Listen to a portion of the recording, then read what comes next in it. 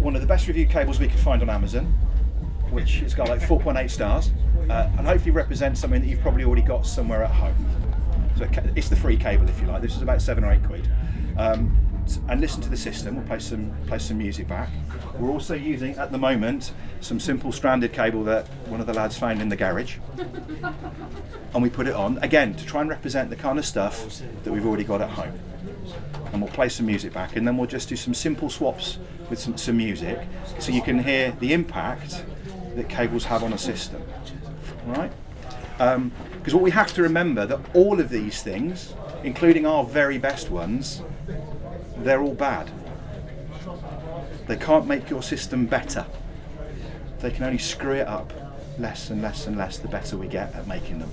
They can't introduce anything special that wasn't there to start with. These things, in essence, act like antennas. They pick up lots of noise, even though we've got lots of noise going on next door with a system with more subwoofers than anybody should have any right to own. So my apologies, so maybe I'll have to talk for a little bit. So yeah, when you've got that in mind, that you know that these things are just going to lose information and pick up noise. We've got lots of RF and EMI in our lives now. I mean, most of us are standing with one of these dastardly things in our pockets, which are amazing noise generators. We have a Bluetooth antenna receiver. We have a Wi-Fi antenna receiver. We have a cellular antenna receiver. So these things are crackling away at super high frequencies, much higher than the Third World War that's going on next door, which actually couples to bits of wire that have got a charge on them incredibly well. And that's one of the things that we end up hearing represented when we play our music back. If we can shield things properly, build them so they don't generate too much noise themselves, in theory, we should hear more of our music, which is what we want to do at the end of the day. So I'm going to fumble around for a couple of seconds and put this cable between our streamer. Oh, I better tell you what we're using. Our music is coming from our Room server, which has got a hard drive connected to it, and we're also connected to the internet and using Qobuz. I think most of the tracks we're going to use are coming from our hard drive, so we're not running the risks of streaming dropouts. We've got an integrated amplifier from Heed Audio, who are based over in Hungary. They're a little Elixir amp, which retails for about £1,500.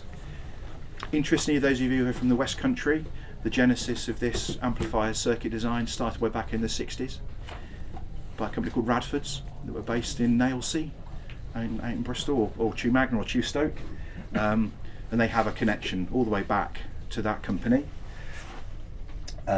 You've then got their partnering little streamer DAC, the Abacus, which retails for £2,100, which plays our music files for us. Speakers have been very kindly lent to us by Acoustic Energy, West Country theme continuing on up in Cirencester or Tetbury. And as a bit of a sneak, we're actually showing a product which isn't available yet in the UK, one of our PowerQuest power conditioners. This is the 505 model, which we've got available back home in the US and across in Europe. The UK model, once it gets all its certification and approval, will be with us in the summertime, but we're using the European one because it's the same voltage. And I'll get connected.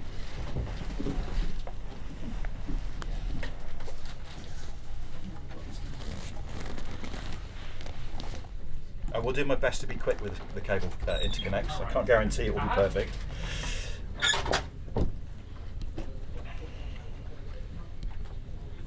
What I'll do is I'll play a piece of music, probably by a guitarist, a guy called Willie Porter, who's from Wisconsin in the States. It's a live recording of him playing some music. I'll play it for a minute or so. I'll stop it and I'll play it again without making any changes.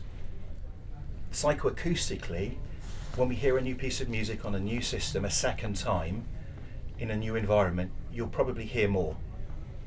You'll pick up more details and it will kind of sound better. Your brain will trick you to hearing more things. So there's no way I should make a change of cables then, because that would be stacking the deck. That's disingenuous. And then what I'll do is pause it and then I'll swap to one of our interconnects, the Chicago, and see what we experience. Does that sound okay? Cool. Yeah. Well, I'm on hand to help. Ah, perfect. Yes. Now I've got rid of all.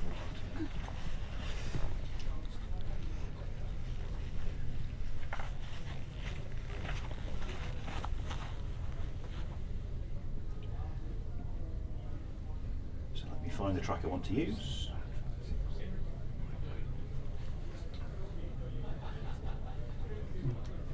Right, this track is from an album called Highwire Live. The artist is called Willie Porter, and the track's called Angry Words. So I'll just look for a thumbs up as I set the volume. I don't want to be too quiet or too loud, okay?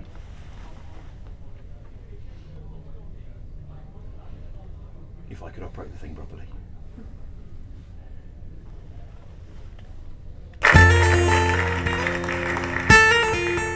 Comfortable volume?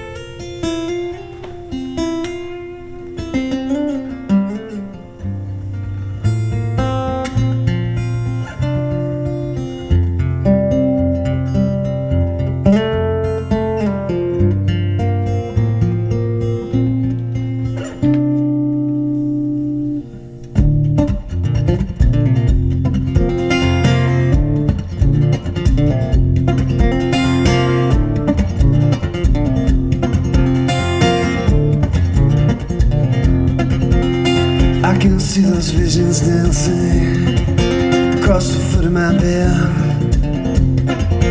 Crumpled sheets, two tired bodies, sins I commit now in my head. I have cursed your name 1,000 times or more. Your photograph lies deep at the bottom of my drawer. But when I looked at it this morning, I had no angry words to say. No angry words to say.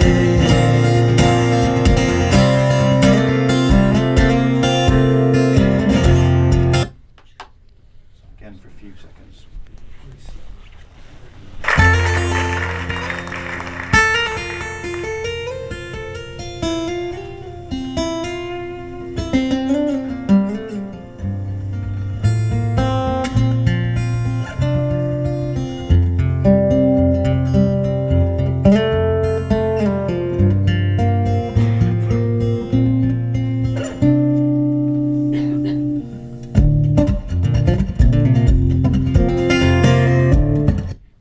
Assistant John, the Debbie McGee of the gig, is going to be making the cable change because he's more trustworthy than I am.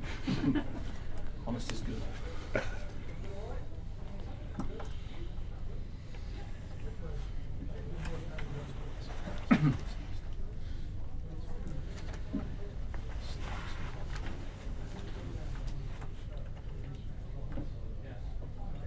All happy?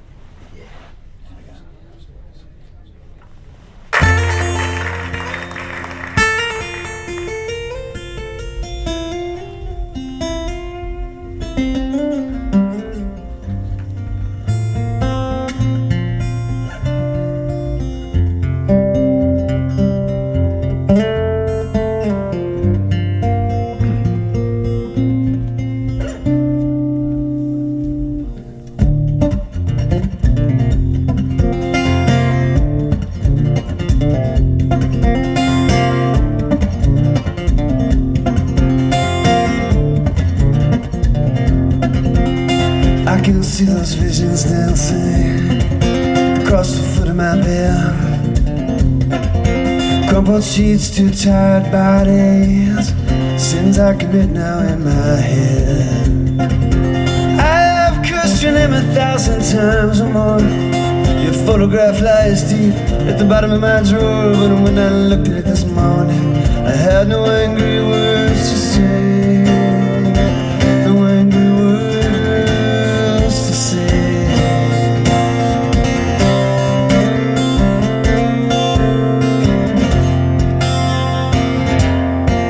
The coffee maker that you gave me. How did that feel? Sound? Differences? Yeah. Yeah. A bit more open. Definitely more open, more going around. You felt more Yeah. the kind of the space that it was recorded in. Yeah, I'm off axis, but certainly I could hear how his voice kind of continued on a little bit more, and there's just a little bit more nuance going on. You lost the voice on the first one, it just disappeared. Okay. This is really sharp, and Yeah. much more attack with the guitar. Yeah, that fundamental first attack. Probably the reason why that's happening is that most cables are made by using strands of cables. It's cost effective and it makes sure they're nice and flexible, very easy to use, just like the cable we started with. The problem that those strands give you is that, and those of you can remember I'm showing my age now, O-level physics? Bit of wire connected to a battery and picking up iron filings in the science lab, and then all the hijinks that went afterwards that would drive your physics teacher mad as you were doing other things with it. That current going through a piece of wire generates a magnetic field which we can utilise. Magnetism is a real friend for audio. We use it an awful lot to induce currents in different places. But when you're pushing it, a signal through an interconnect cable with those bits of wire that are intertwined and touching each other, each individual bit of wire is creating a magnetic field, which is then inducted and, if you like, drifts into the other conductors, and that's a level of distortion. It causes a bit of sort of hash, and it clouds detail, covers things up. So if we take away that distortion, we hear more of what's in the recording. So the attack of the guitar note, his voice decaying and sounding better inside the hall. How do we do that? Don't use strands. No rocket science, just build solid conductors, insulate them, which is what we've done with that cable there, which we call Chicago. It's one of the entry points into our range. So it's nothing weird, it's just paying attention to the details, which can make a difference. I'll play again for a few seconds before we swap up to Chicago's bigger brother called Red River, and I'll tell you the difference in those two cables. Okay?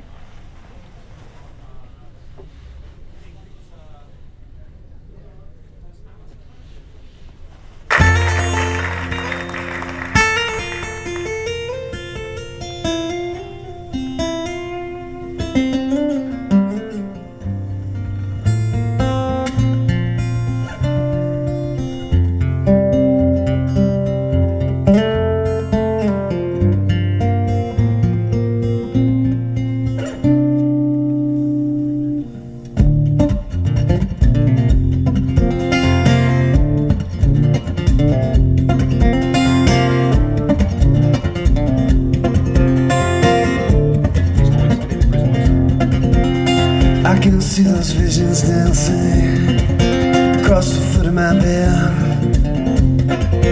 Crumpled sheet. Thanks, John.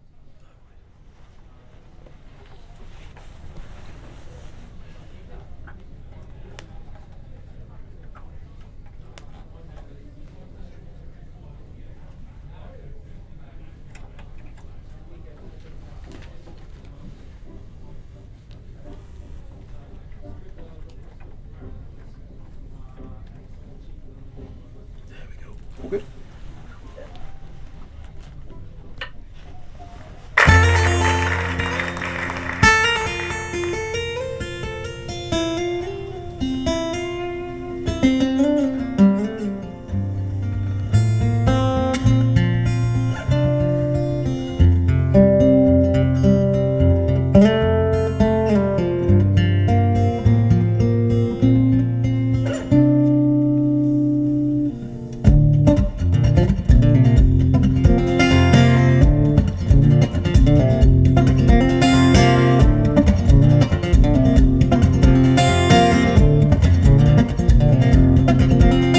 I can see those visions dancing across the foot of my bed. Crumpled sheets, two tired bodies, sins I commit now in my head. I've cursed. How did that change go? I can hear much more from next door system. So. Yeah, I was just about to say that, bass. As much of a change from the first time, or a little bit more? Or you're nodding? Good to hear some more recording noise. There's a silent piece. You can hear a bit more noise the recording system has picked up. So the low-level details coming through. Looks like. Yeah. I mean, you guys, yeah, Yeah, there's a warmer sound to the guitar work. yeah. But I think the vocals, there's a bit more hiss coming after each bit. You know, I prefer the one that you had before. This seems to have given you, I mean, you still get the clarity of his voice, but Yeah. there's definitely a longer hiss after each little passage that he sings. And again, as the gentleman up here points out, he thinks that's a recording artifact that he's now hearing, All right. which is very, very possible. Yeah. But the difference we've made is we're just using same construction, same length, same design. It's a higher quality copper, less impurities on it. So that's the difference that the conductor's making. So the multi-million-dollar question is, what's the difference in retail between the two? Good question. So the first one I played you, and my apologies, I should have told you how much that was. So my first of the day, that one would retail for £110 over the A99 one that was in the Amazon system. I think pretty reasonable level for this kind of system. The second one we've played is £220. So what I'll do next is play its bigger brother, which is at £290, so it's a little bit more of a hop up, which has got slightly better insulation, slightly better plugs, but the same quality of copper. So we're just changing little bits of the basic construction. So there's nothing magic, it's just trying to pay attention to some of those details and see how that resolves. But before John changes that over, I'll play the track again, because I've been jabbering. We can listen to it and then we'll hear the difference that change makes to the music. Yes, sir? So if you're talking about single core copper, Yeah. so does that mean that needs less burning than a multi-copper stranded cable? I wouldn't actually know, not being an engineering type, but it's typically not the conductors that need, from what I've been told and I've learned, that need the burn-in. It's actually the insulation that takes the time to form. I think it's a dielectric forming process, which I think is quite well understood by engineers who are far cleverer than me, and it affects capacitors and all those sort of things that need to have a sort of a physical dielectric. So from what I've been told, that's where the big difference in the burn-in happens. Whether a stranded or a solid core impacts that or not, I don't really know. That last play, sorry, but Yeah. it accentuated the fingers moving over the strings more. You could pick up the finger. Well, great. Yeah. So again, that hasn't been introduced. It's not been found by the cable. It's stuff that's residing in that music file that was just being masked by the distortion that the cable loom's picking up. And that's really the crux of who AudioQuest is. Who we are, is realizing that these things are a necessary evil to move the signal around the system, and we just want to make sure we find ways to minimize the damage that these things do. And you don't have to do anything that NASA does. You just pay attention to details and build things properly as best you possibly can. And we're lucky enough because we design and build virtually every single element of the product, and down to the conductors we are made specifically for us. Because if you control those small details, they all mount up. So I'll play it again with no change, and then we'll swap to the Mackenzie interconnect.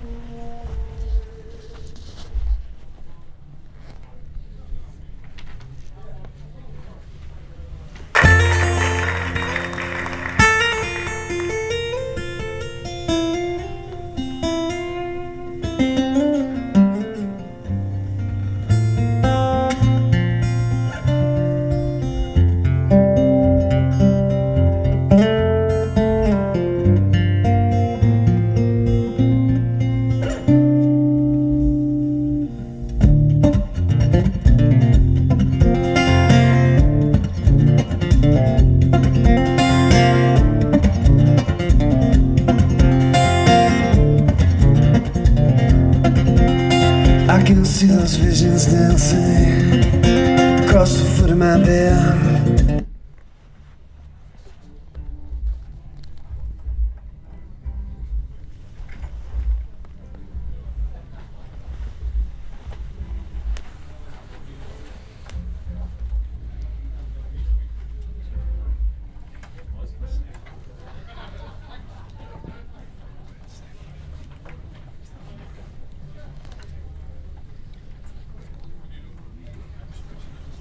All good?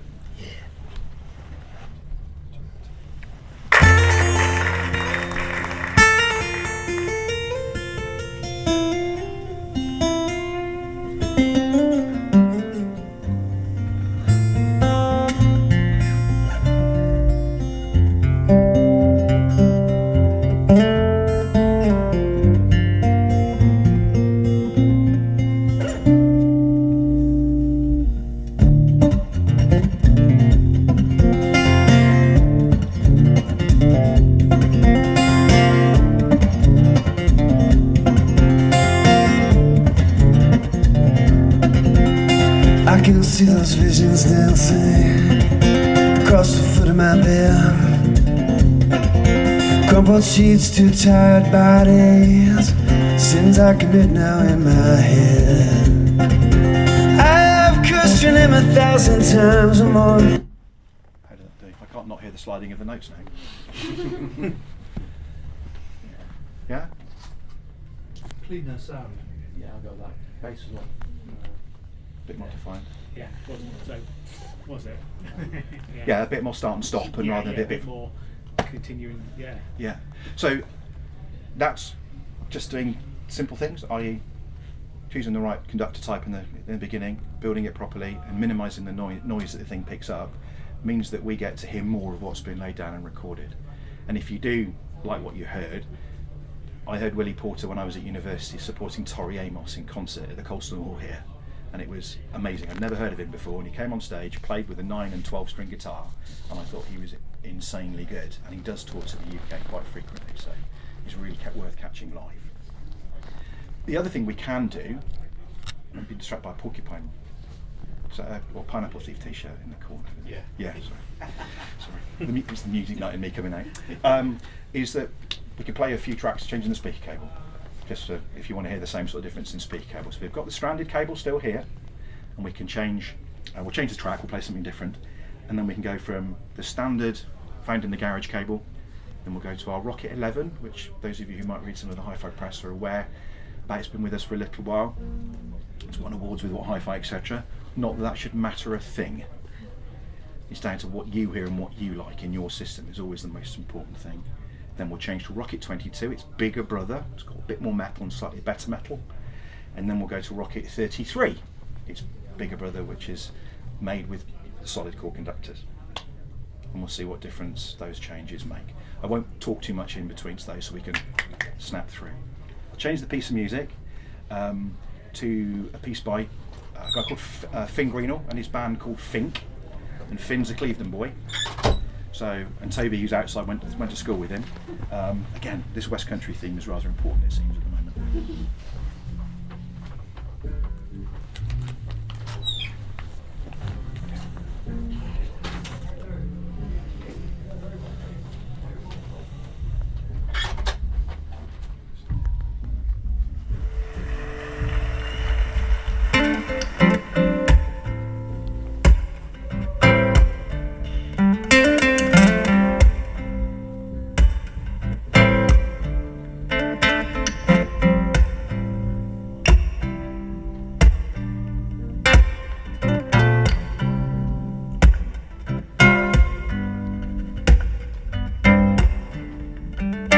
Troubles are churning, trouble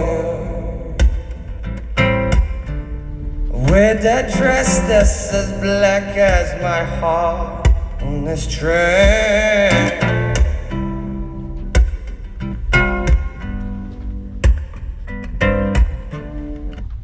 Again, no change.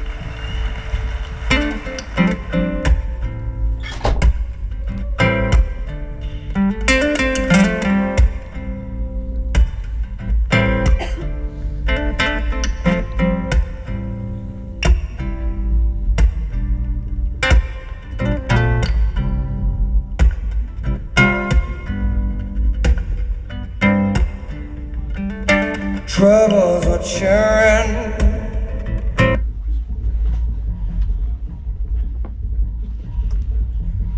I should run that. What are we on now? Okay, so it's 33. Oh. Do you want to start again? We were on the wrong cable. So if you've got the patience, we'll swap back to start with the garage one. Is that okay? I didn't realise it was swapped over.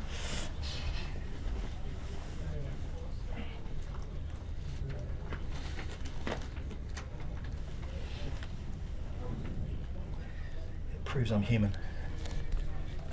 I don't know.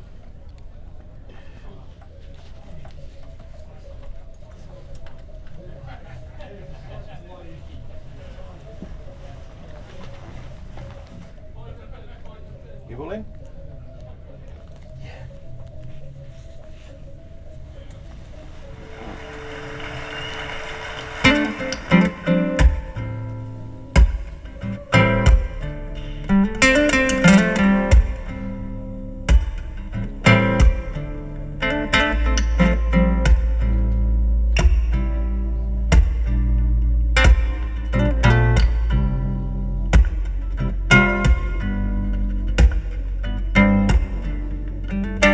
Troubles were churning, trouble with that dress that's as black as my heart on this train. Well, how was that comparison after going with? How did that sound? We've gone back to the garage cable. How did that compare to the one previously? Wasn't that bad actually.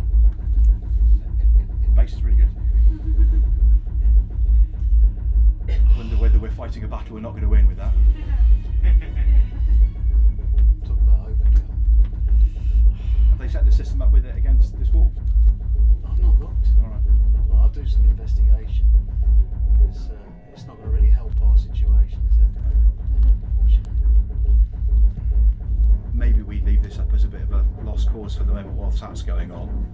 To answer your question though, the second one with the cheaper cable, Yeah. was more muddy. Yeah. I mean, I wasn't picking up a centre image from there, which I wouldn't expect to, but I got more sense of something actually happening a bit more cohesively with the one previously.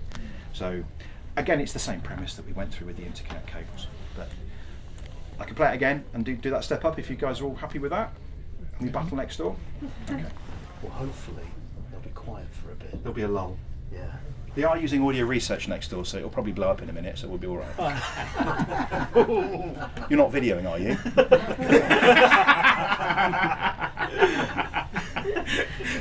I've owned it, and it did it to me, so.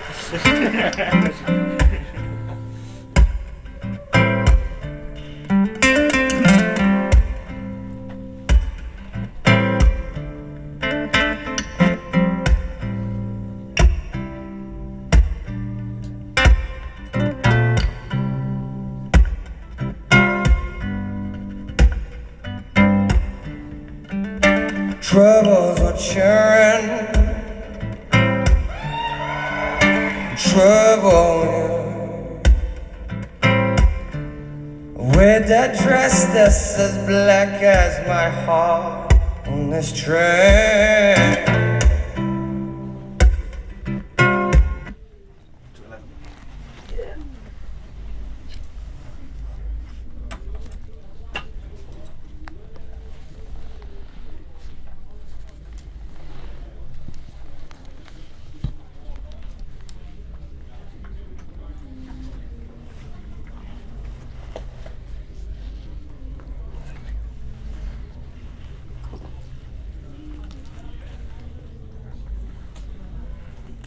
Helps to get the phasing round, all right, mate?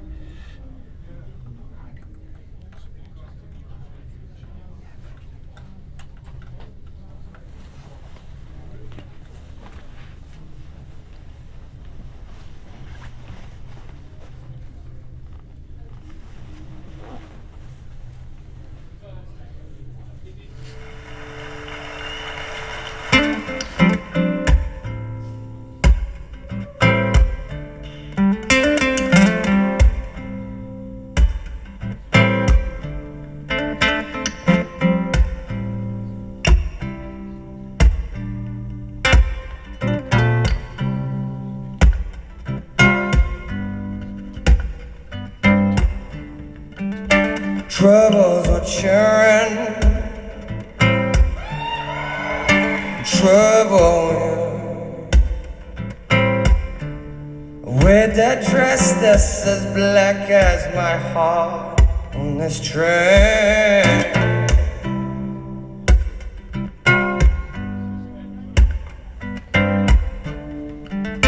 Troubles were Change quickly.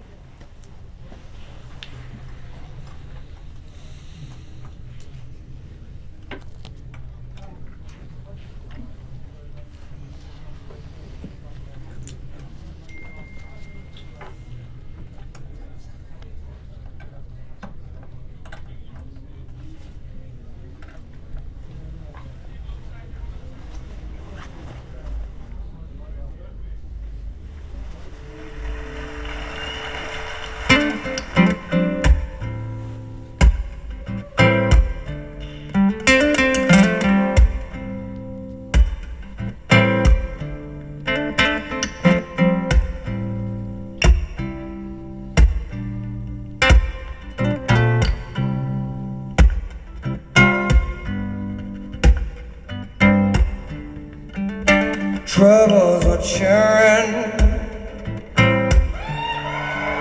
trouble. Wear that dress that's as black as my heart on this train.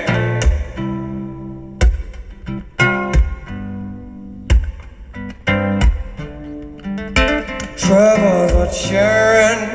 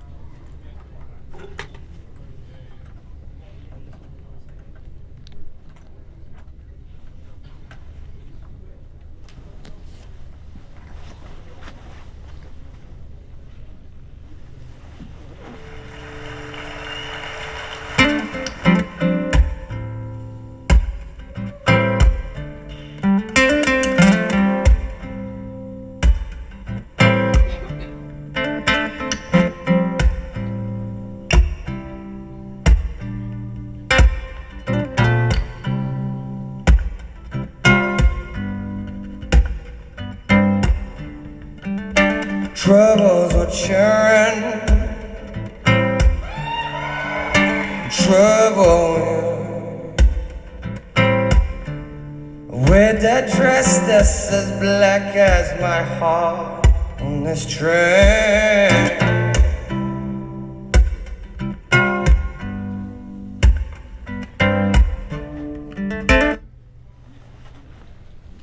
How did those changes work for you? Definite step in. It felt compressed on the garageware. Yeah. There's a definite step change by switching to the cables.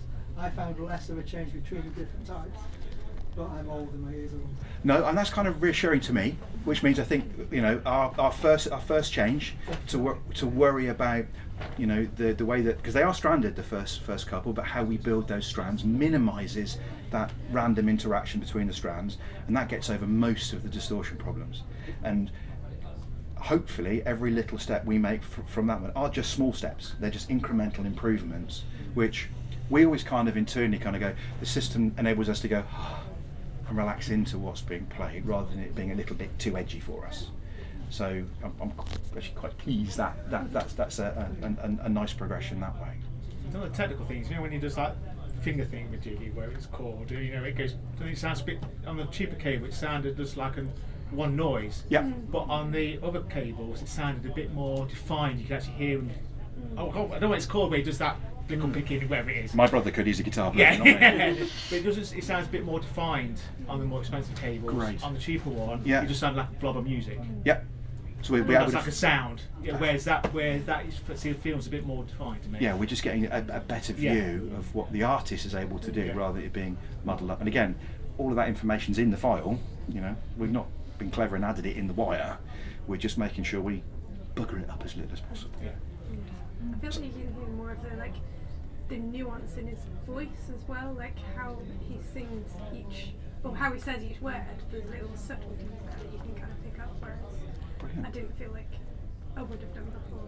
That's great, and that's what connects us to the artist, isn't it? Is you get the emotions and all of those kind of things, which is that's really good. I think the track hangs around the drum beat, Yeah.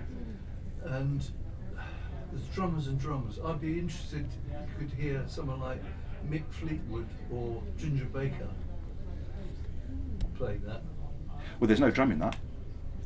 Really? That's guitar. That's him banging the guitar with his thumb. It's slapping. Yeah, so that's just him percussively on the guitar, thumping the back of the guitar with his finger. That bit, my brother showed me what was happening. So yeah, it's finger plucked, and he's thumping it with either that bottom part of his hand on the side of the sound box of the guitar to give you that bass note.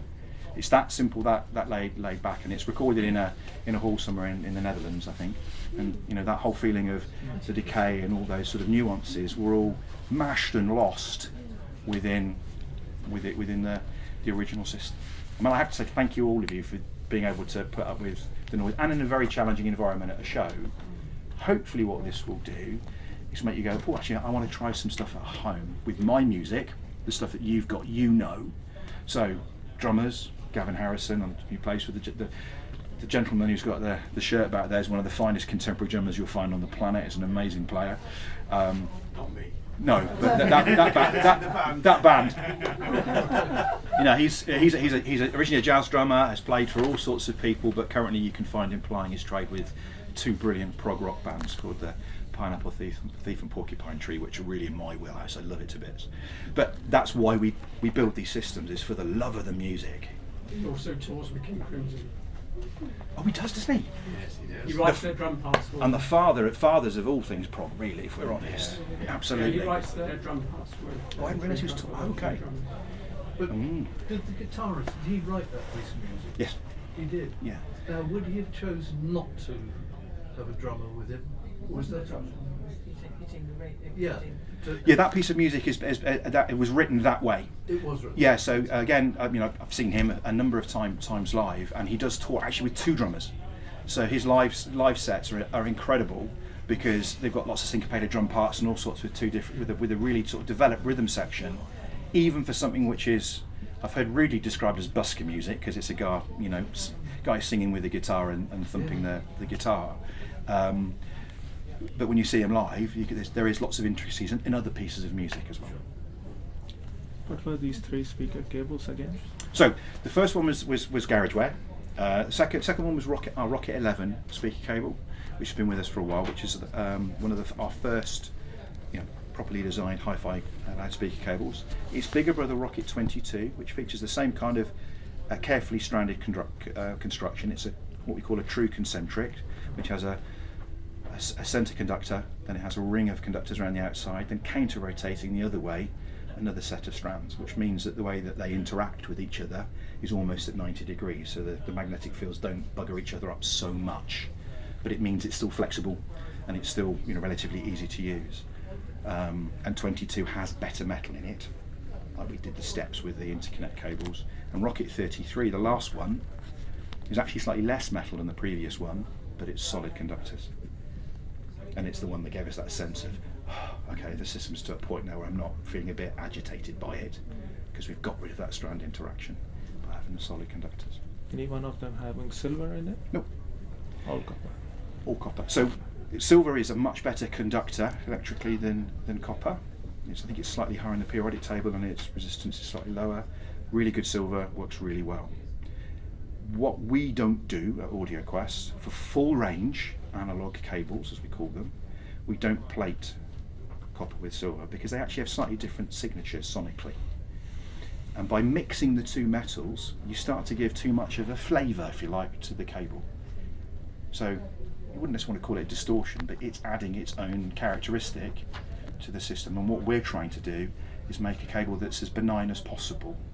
So by keeping with one material in the conductor, being solid copper ideally, or solid silver in our more expensive cables because we've got the budget to buy the silver, we stop that kind of artificial colouring that the cable might introduce.